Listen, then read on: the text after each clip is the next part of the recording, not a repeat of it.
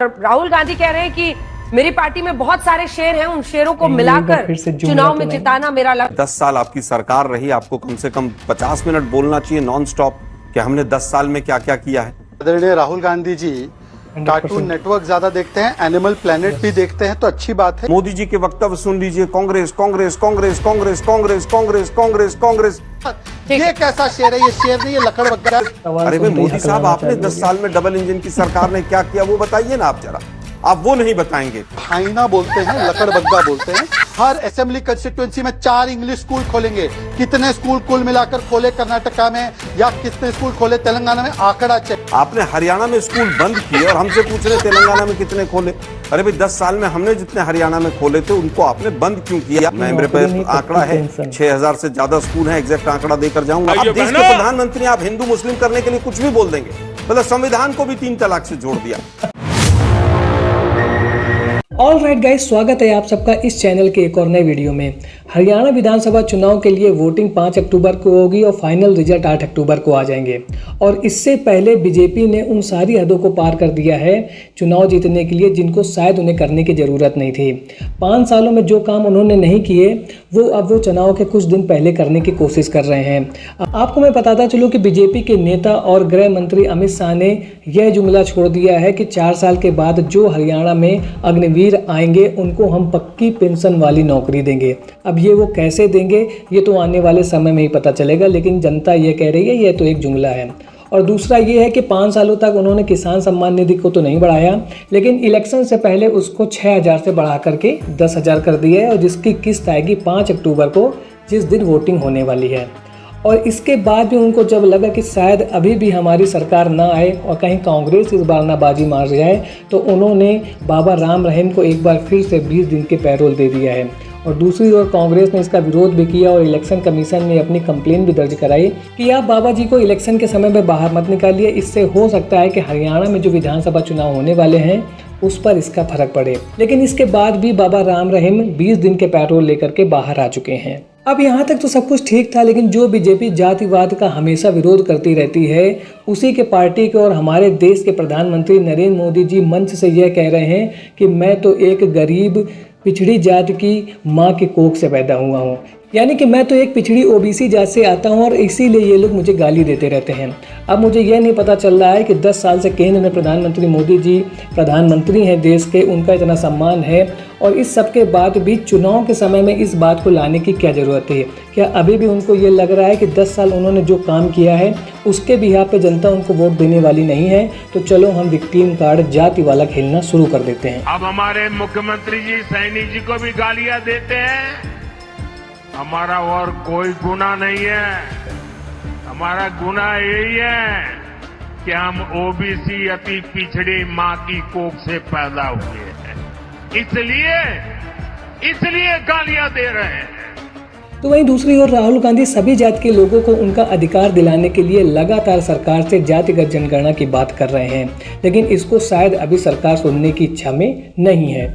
आज के debate video में हम देखेंगे कि जब एंकर अंजना ओम कश्यप ने बीजेपी प्रवक्ता शहजाद पूनावाला से यह क्वेश्चन किया कि राहुल गांधी तो यह कह रहे हैं कि हमारे जो लीडर्स हैं कांग्रेस के हरियाणा में वो सभी शेर हैं और हम सब शेर मिल करके इस बार चुनाव जीतेंगे, तो बीजेपी प्रवक्ता शहजाद पूनावाला उन्हें शेर नहीं लकड़ बग्घा यानी कि हाइना का ग्रुप कहने लगे, यानी कि जो हाइना होती हैं वो ग्रुप में आते हैं और शिकार करते हैं। तो इस प्रकार की बचकानी बात के साथ साथ वे कांग्रेस के काम को गिनाने लगे। कहाँ पर? कर्नाटक में, हिमाचल प्रदेश में। यानी कि 10 साल इन्होंने हरियाणा में जो किया है उसके बारे में बात ना करके ये कर्नाटक और हिमाचल में कांग्रेस के कार्यों के बिहाफ में एक बार फिर से हरियाणा में सरकार बनाना चाहते हैं। यदि आपने 10 सालों तक हरियाणा में काम किया है तो आपको दूसरी पार्टी के ऊपर किसी भी प्रकार का अटैक करने की जरूरत नहीं है। जनता आपके कार्यों को जानती है और उसी के बिहाफ पर वो आपको वोट देगी। लेकिन नहीं, जब काम किया ही नहीं है तो करना क्या है? वोट पाना है तो हमेशा की तरह क्या करना है? अपोजिशन पार्टी को हमेशा की तरह क्या करना है? अपोजिशन पार्टी को गाली देना है और उसके बिहाफ पे वोट लेने की कोशिश करना है। तो इसके जवाब में कांग्रेस प्रवक्ता आलोक शर्मा ने बीजेपी प्रवक्ता शहजाद पूनावाला के साथ साथ अंजना दीदी की भी जम करके क्लास लगाई, क्योंकि अंजना दीदी की जो डिबेट होती है वो हमेशा एक तरफा चलती है और हमेशा वे विपक्ष के ऊपर दबाव डालने की कोशिश करती रहती हैं। तो आज का वीडियो होने वाला है बहुत इंटरेस्टिंग। यदि वीडियो पसंद आए तो वीडियो को लाइक और चैनल को सब्सक्राइब करना ना भूलिएगा। चलिए वीडियो को शुरू करते हैं। राहुल गांधी कह रहे हैं कि मेरी पार्टी में बहुत सारे शेर हैं, उन शेरों को मिलाकर चुनाव में जिताना मेरा लक्ष्य है, वो आगे बढ़ रहे हैं। राहुल गांधी जी कार्टून नेटवर्क ज्यादा देखते हैं, एनिमल प्लेनेट भी देखते हैं, तो अच्छी बात है, इसलिए उन्होंने शेरों का जिक्र किया। पर शेर तो अकेला ही रहता है, लकड़बग्गा जो है झुंड में घूमता है। हाइनास, क्योंकि हिंदी में उनको शायद समझ में नहीं आएगा, हाइनास हंट इन पैक्स। तो अगर वो पैक्स की बात कर रहे हैं कि उनके नेता पैक्स में घूमते हैं, हरियाणा में पैक्स में रहते हैं, तो उसको हाइना बोलते हैं, लकड़बग्गा बोलते हैं। एनीवेज, राहुल गांधी जी और भी अपने इस ज्ञान को सुधारेंगे आने वाले दिनों में, परंतु आज राहुल गांधी जी लूट, झूठ और फूट पर ज्ञान देते तो ज्यादा बेहतर होता। मैं आपको एक एक करके बताता हूं। लूट जो कर्नाटका से लेकर हरियाणा तक हमारी देश की जनता देख रही है, कहीं पर उनके मुख्यमंत्री अक्यूज नंबर 1 बन जाते हैं मूडा स्कैम में, कहीं पर वाल्मीकि स्कैम होता है। दिखाइए दिखाइए, उन्हीं को दिखाते रहना है। जब मैं सब बातें करूं, उन्हीं के लिए नवाज रहा हूं सारी बातें। अब ये तो हुई लूट की बात, अब आते हैं झूठ की बात। आदरणीय राहुल गांधी जी ने बड़े बड़े वादे किए थे कि भाई हम लोग जो है 1500 रुपए देंगे महिलाओं को। हिमाचल में कितनी महिलाओं को दिया? आज आंकड़ा चाहिए मुझे Anjana ji. How many women have got in Himachal? 300 unit free देंगे हिमाचल में। कितने घरों तक ये यूनिट फ्री पहुंचे? वहां पर बिजली का दाम बढ़ा दिया। 5 लाख जॉब कर्नाटका में सरकारी देंगे। कितने जॉब भरे? अभी मुझे इसका जवाब आंकड़ों के साथ चाहिए।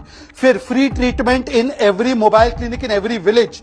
कितने हिमाचल के गांव में मोबाइल क्लिनिक आ चुके हैं? ये आंकड़ा चाहिए। हर असेंबली कंस्टिट्यूएंसी में 4 इंग्लिश स्कूल खोलेंगे। कितने स्कूल कुल मिलाकर खोले कर्नाटका में, या कितने स्कूल खोले तेलंगाना में? आंकड़ा चाहिए। क्या सोच है रे तेरी? अभी वक्तव्य आज तक पर दर्शकों ने सुना, उसमें आप आम आदमी पार्टी का ऐसा हो गया, इनके अंदर फूट है, शैलजा ऐसा है, फिर वो हिंदू मुस्लिम है, फलाने ने ऐसा बोल दिया है, इसलिए हमें वोट दे दो। ये भाजपा के वक्तव्य हैं। अरे भाई 10 साल आपकी सरकार रही, आपको कम से कम 50 मिनट बोलना चाहिए नॉन स्टॉप कि हमने 10 साल में क्या क्या किया है। आज आपने हरियाणा में बेरोजगारी हाईएस्ट है 37.4, महंगाई हाईएस्ट है। आज जिस तरह से हालत है, आप पूछ रहे तेलंगाना में कितने स्कूल खोले, वहां कितने स्कूल खोले। आज सवाल यह है कि हरियाणा में आपने 10 साल में बंद कितने किए? आप आंकड़ा देके जाइएगा जरूर। मेरे पे आंकड़ा है, 6000 से ज्यादा स्कूल है, एग्जैक्ट आंकड़ा देकर जाऊंगा मैं आपको। आपने हरियाणा में स्कूल बंद किए और हमसे पूछ रहे तेलंगाना में कितने खोले। अरे भाई 10 साल में हमने जितने हरियाणा में खोले थे उनको आपने बंद क्यों किया? आज सवाल यह है। आज दिक्कत यह है कि बीजेपी की ना रैलियों में कहीं पर लोग आ पा रहे हैं, और जिस तरह से कांग्रेस का कैंपेन चल रहा है, बीजेपी बौखलाई हुई है। पिछले 15 दिन से केवल मोदी जी के वक्तव्य सुन लीजिए, कांग्रेस कांग्रेस कांग्रेस कांग्रेस कांग्रेस कांग्रेस कांग्रेस कांग्रेस। अभी भी पलवल में कांग्रेस कांग्रेस कांग्रेस कांग्रेस कांग्रेस। अरे भाई मोदी साहब, आपने 10 साल में डबल इंजन की सरकार ने क्या किया वो बताइए ना आप जरा। आप वो नहीं बताएंगे। आप अपने 2014 और 19 का मैनिफेस्टो पढ़ लीजिए, उसमें क्या क्या लिखा हुआ था और क्या क्या पूरा हुआ। क्या आपने महंगाई की बात नहीं की थी, बेरोजगारी की बात नहीं की थी? आपने अग्निवीर से क्या हुआ, डंकी से क्या हुआ? अभी राहुल गांधी जी ने कहा कि ड्रग्स इतना बड़ा इशू हो गया है, मोदी जी एक शब्द नहीं बोलेंगे, क्योंकि वो किस पोर्ट से पकड़ा जाता है और क्या है वो तो भगवान जाने किस दिशा में देश जा रहा है। लेकिन आप मुद्दों की बात नहीं करेंगे। हरियाणा की जनता आज कह रही है जवान, किसान, महिला, संविधान। आप संविधान की बात नहीं करेंगे। कांग्रेस ने बाबा साहब के अंबेडकर के संविधान को लागू नहीं किया, 3 तलाक नहीं हुआ। संविधान में कहीं लिखा था 3 तलाक होगा या नहीं होगा? आप देश के प्रधानमंत्री, आप हिंदू मुस्लिम करने के लिए कुछ भी बोल देंगे, मतलब संविधान को भी 3 तलाक से जोड़ दिया। मैं फिर कहूंगा कि आप आज भी अंतिम वक्तव्य में हिंदू मुसलमान पर आ गए। दूध हो, पानी हो, दही हो, हरियाणा तो दूध दही का खाने वाला प्रदेश था। इस पर जीएसटी किसने लगाया? ट्रैक्टर पर जीएसटी किसने लगाया? एमएसपी की गारंटी कौन नहीं दे रहा है?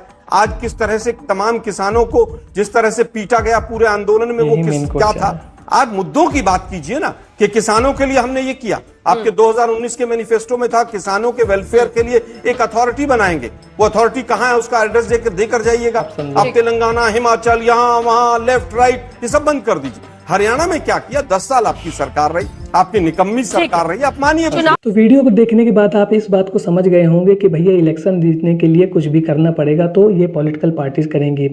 तो आज का वीडियो आपको कैसा लगा कमेंट सेक्शन में जरूर बताएं। मिलता हूं ऐसे एक और नए इंटरेस्टिंग वीडियो में, तब तक के लिए थैंक्स फॉर वॉचिंग।